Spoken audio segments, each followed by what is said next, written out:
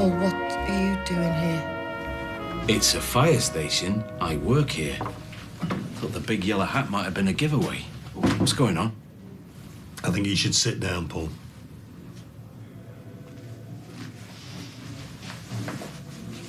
So you call this ocean pie?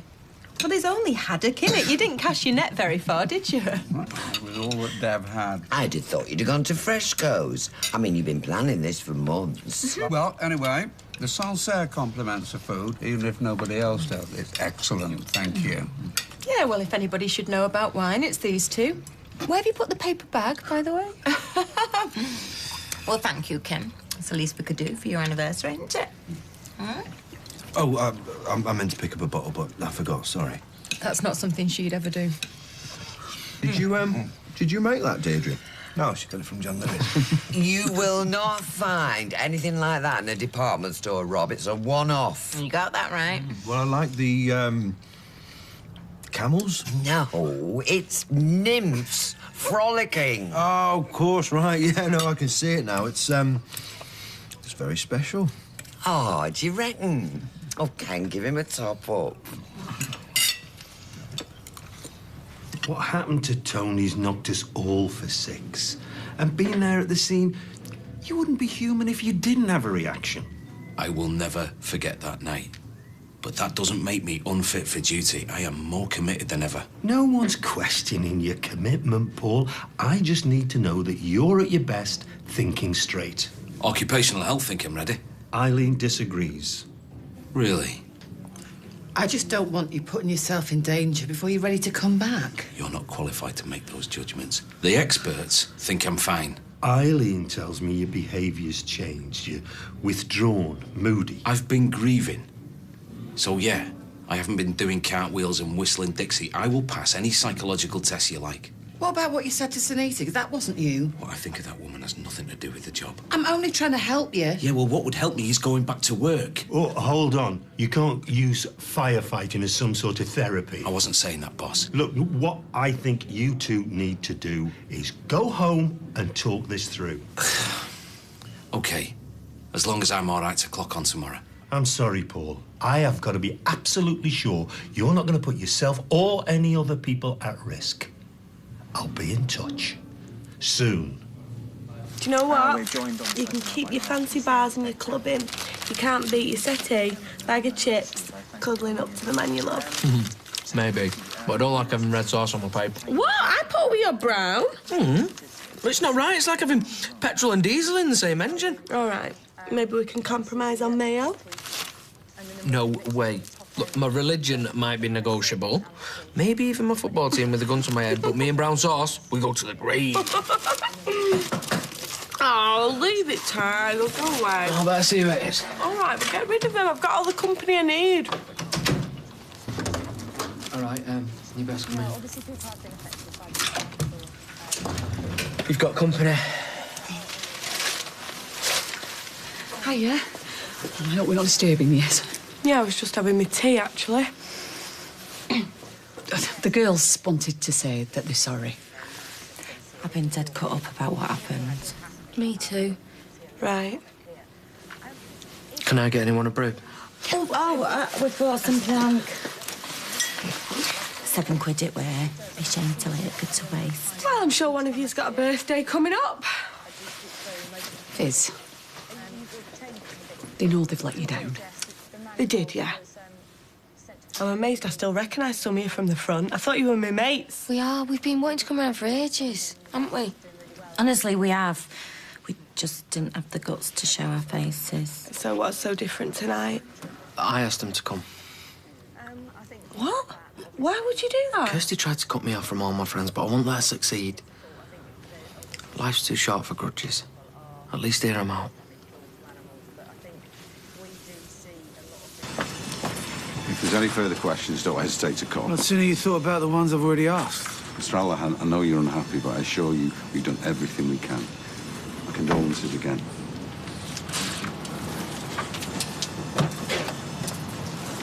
Dev? You OK? So one question I do have the answer to is... Well, I don't know about you, but I am gasping for a cuppa. Do you fancy one? Dad. All right, love, how was the movie? It's sick. It's all right. That's a good thing, apparently. Mind you, I'm surprised you've not been sick, the amount of popcorn you've scoffed. Come back to the house. I'll tell you about the film. You'll have to fill us in another time, love, because I've got something more important to be getting on with. What is it? Packing. Because according to Sophie, the corner shop flat's as good as mine. No way. This way. That's the only decent-sized bowl I've got. Mum, don't you soak your feet in that one? I wash it out after. We're all friends. Besides, my mum's punch will kill any germ stone dead in seconds. I'm not sure this is a good idea. Oh, come on, Dad. It's a party. They can't go home yet. Not after you've worked so hard to make tonight happen. I'm going to put on some music. Oh, yeah. I could just fancy a bop. Oh, I bet you were quite a mover in your day. Oh, what do you mean, in my day? I could show you a thing or two. That's fighting talk where I come from. Where's that, Rob? Dewey? Yeah, mate, get your laughing gear around that. You might even crack a smile. No, not for me. Peter's teetotal. Oh, of course, yeah, pity. Mind, it's good stuff. Mum used to make it by the bucket load. Birthdays, Christmas, Diwali, Hanukkah, any excuse, to be honest. Yeah, sis? No, I'm all right, thanks. What's the matter? Do you want an umbrella in it? Oh, come on, you never used to be this fussy. I've seen you drink it out of jam jars. Yeah, well, not lately, you haven't. So I'm all right, thank you. Oh, you don't mind her having a livener, surely? Me? No, it's up to her, Rob. I'm not bothered. Well, there you go. He's not bothered. Get it down your neck. Well, if it'll shut you up. Of course, Rob.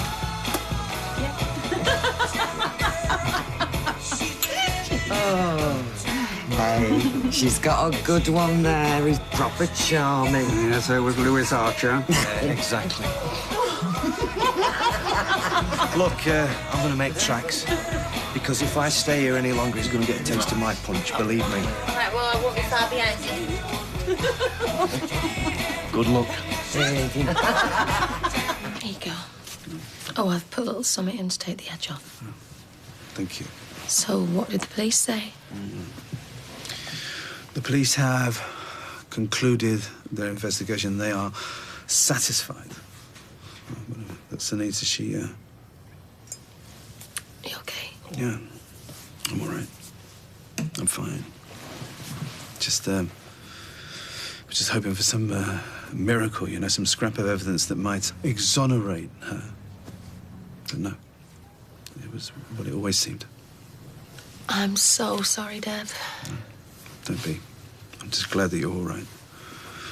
But you know what I can't understand? Huh? Why? All right, she didn't love me, but the kids, they were her life, right? Some things will just never make sense of. I know, but I need to. 'Cause I need to sit those twins down and I need to explain. You don't need to tell them all the details, Dev. Come on, they are bright. Believe me, they'll have questions. You know, in our faith, we believe that the things that we say and that we do in this life influence the next. It's karma. So when they ask me about their mother, I can't offer them a heaven or a better place. There is no comfort to give. Yes, there is. You will tell them their mother loved them every day of their lives. And you'll carry on loving them. But it's not just what I say, though, is it? Because I can't control what happens in the playground and outside this house. And they're going to hear their mother being called a murderer. How do I protect them from that? How? Strangle that pharmacist with my bare hands. Hey? Oh, never mind. I've got to get to a late-night chemist, so fire up the Batmobile. Oh, you want a lift, do you? Oh, sorry, I've got stuff to do. Well, it's nothing that can't wait 20 minutes. This is a medical emergency. Come on, grab your keys. God's sake, Gloria, did you not hear me? I said no. Right, there's no need to take Yes, that. there is. I am sick of ferrying you around from one pointless errand to the next. I'm an ex-taxi driver, and the sooner you get that to your thick head, the happier I'll be. Got it? Why? Why did you go off half-cocked like that? Why didn't you just talk to me? I tried. I went to see your boss because every time that I say something you don't want to hear, you just stick your fingers in your ear. Well, I'm listening now. So come on, tell me, what's on your mind? Well, you know full well. No, I don't. I don't understand at all. I am dreading you going back to work. I'm terrified. All right? There, I've said it. Are you happy? No. No, I'm not. but I want you to be. Well, don't hold your breath, because I'm only happy when I'm not happy, if that makes sense. Not really, no. But you are worrying about nothing. I wouldn't put people at risk by going back before I was ready. It's not about readiness, is it? I mean, Tony was ready, and look what happened to her. It's just the nature of the job. I don't think I can live with it anymore. Yeah, but that's nothing. This isn't about when I go back, is it? This is about if I go back at all. You're asking me to quit, that's what you're saying, isn't it? Guess that's about the size of it.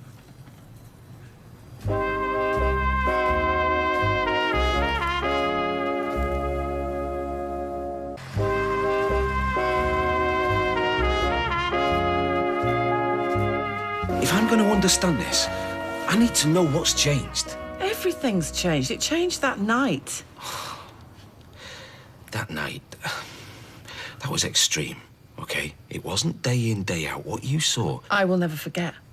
And the next time you go to work, I won't see you walking out that door. I will see you up that ladder outside the Rovers while I'll be stood on the cobbles, my heart in my mouth, waiting every single second, every day till you get home.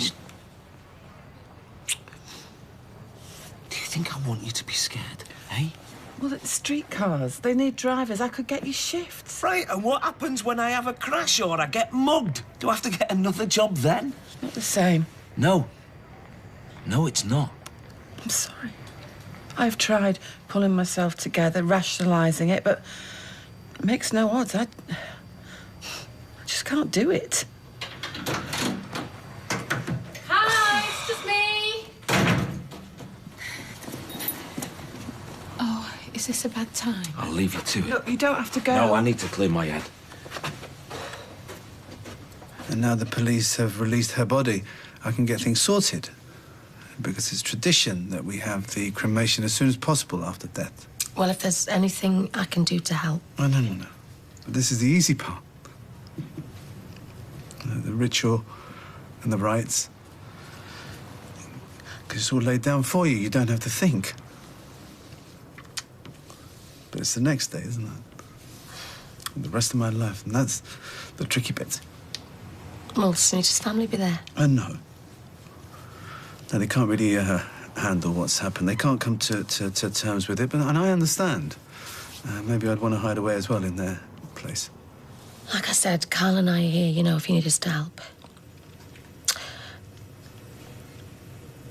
We'll be at the funeral. No. Please, no. You've got every reason not to. Whatever I think of Sunita, it's irrelevant. You are my friend, and you need help. And I am not going to turn me back on you. Neither is Carl. Okay.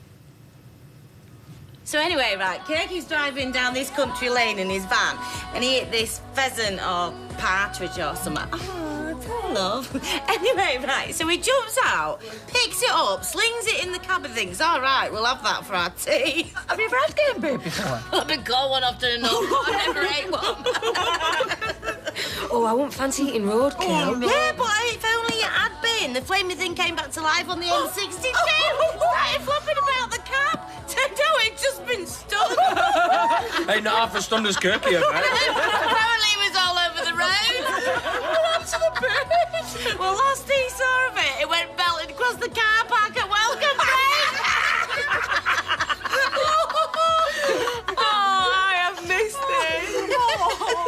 We missed you. There's hardly a day goes by without somebody mentioning you. But in a good way.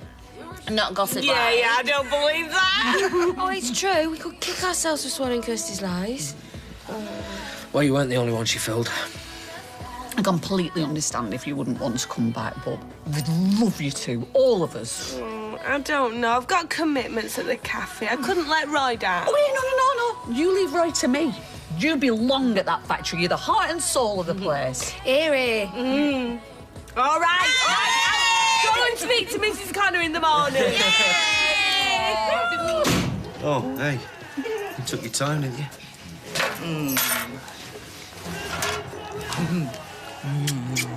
Oh, love, you smell like an alehouse rag. Oh, really? Yeah, really. That's funny. Could have sworn it said Calvin Klein on the bottle. Anyway, you should be grateful I was making an effort with your family. You should make an effort with your in-law.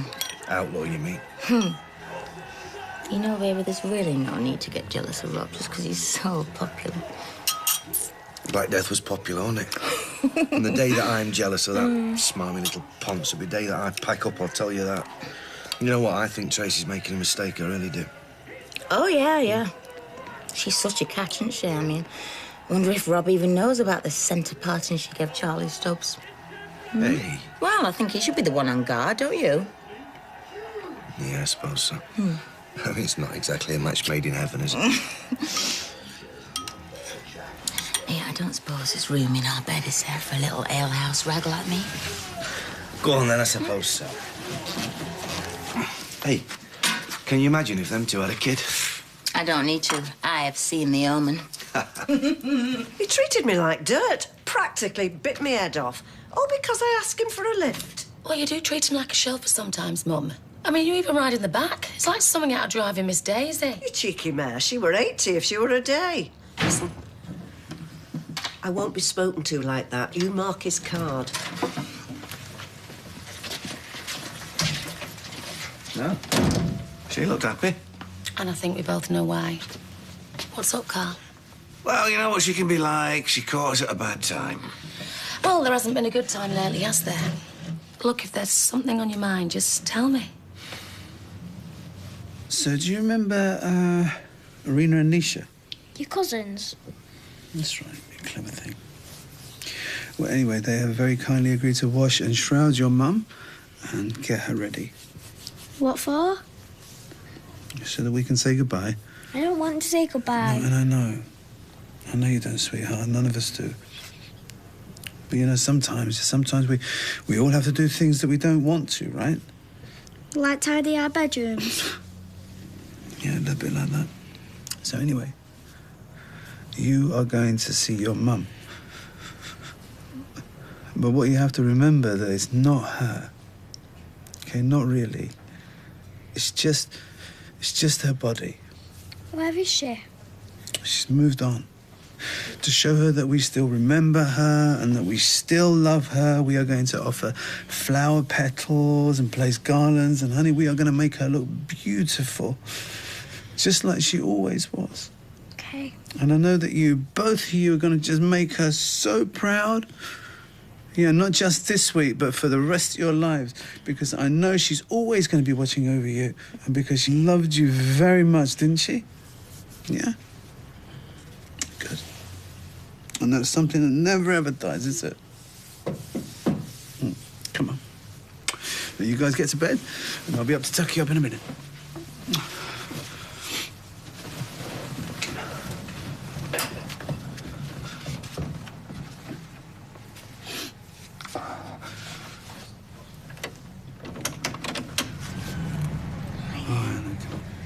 I'm sorry to disturb you, Dev. Is this a bad time? I'm just putting the kids to bed. Oh, sorry. Look, I've had to come. I wouldn't have slept a wink otherwise.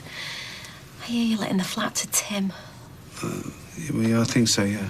Oh, look, I know it's a lot to ask, but I'd sooner you didn't. You know, it's been really difficult him suddenly popping up in Faye's life and living on a doorstep, you know, it's not... And please, I would like to help, but I can't. Okay, I can't have money worries on top of everything else, not now, okay? I need the income from that flat. I'm sure you could find No, I'm somebody sorry. else. But I do not have the time. I'm a bit tired of laying the mother of my kids to rest. Sorry. Yeah. Are you unhappy here? Is Mum getting on your nerves? Well, no more than usual. I mean, don't get me wrong. I love Glow. It's just, I don't know, sometimes things get on top of you. Especially since the fire. It's okay. You don't have to pretend with me. I've not been the same since either. It's not like I've got a problem or anything, but it's just hard. Just keep thinking back. Yeah. I don't think I'd have been able to cope without you around. Really? Really. Still, now the police investigation's done with, they can lay Sunita to rest and start looking forward to the future. What do you mean, done with? Well, I asked if Dev this afternoon. The police had been round. Oh, what do they say? They're satisfied Sunita started the fire. They think she got trapped and overcome by smoke. Dev's not convinced, though. What the police are? Yeah, they've closed the case. So I suppose we will never know for sure what happened. No. I suppose we won't. Starting to worry. Yeah, well, by the sounds of it, you started worrying a while back. I am sorry. I'm sorry, it's my fault. I'm just being weak and unreasonable. No, you're not. Listen, I've cracked on that I'm fine, and I'm not. I am scared, and I know that that first shout back is going to be hard. It always is. You get through it. Like, we'll get through it. It's not about us, though, is it? You're right. It's me who can't cope, and I hate putting you in this position. I know that. I can't sleep. And when I do sleep, I have nightmares, and they are terrifying, and I am watching you burn, and you die every single time, and in that moment, it is real. It is real, and everything that comes after it. No, Eileen, just listen, okay? Oh, I'm sorry. I know what being a fireman means to you, but that is what it means to me, and I don't know how to square the circle, and I don't know where to go from it.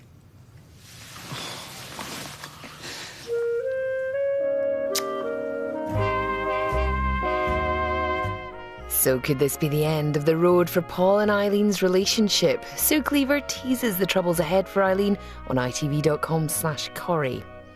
Next, the files are piling up, but with no new leads or fresh evidence, the chances of finding a killer are slipping away. Broadchurch, next.